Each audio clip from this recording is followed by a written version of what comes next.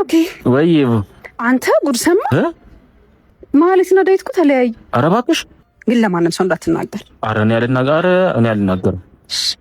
ሄሎ ወይ ጉድ!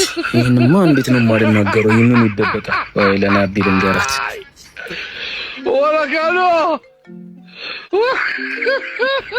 ሄሎ ናርዲ። ወይ ብሩኬ እንዴት ነሽ? አንቺ ሰማሽ? ማህሌትና ዳዊት ተለያዩ። ጭራሽ ምን አስረግዟት። አዎ ጥሏት ጠፋ እኮ ነው የምልሽ። ጉድ። እሺ በይ ደግሞ ለማንም እንዳታወሪ፣ በእኔና ባንቺ የሚቀር ሚስጥር ነው። አረ ምን ይነገራል? አቤት። ሄሎ አንቺ ዳዊትና እኮ ማህሌት ተለያዩ። አረ እባክሽ እሱ ምን ይገርምሽ? ብታይ አስረግዟት፣ መንታ አስወልዷት፣ የሚላስ የሚቀመስ የለ። የኔ እናት አንጀታ ተጣብቃ ነው የተለያዩት ነው ማለት። ወይ ጉድ!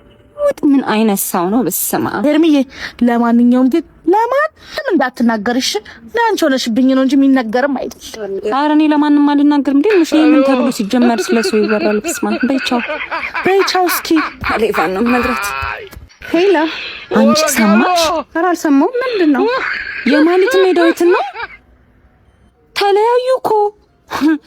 መለየታቸው እንደሚገርምሽ ብታይ 4 ልጅ አስወልዷት ጥላት አልጠፋም መሰለሽ። መጥፋቱ እንዳይገርምሽ ይባስ ብሎ ደግሞ ሄዶ ሌላ ሴት ማግባቱ፣ ከማግባቱ ደግሞ ማለት ነው ልጅቷ ራሱ በህይወት የለች፣ ሞታለች ነው የምልሽ።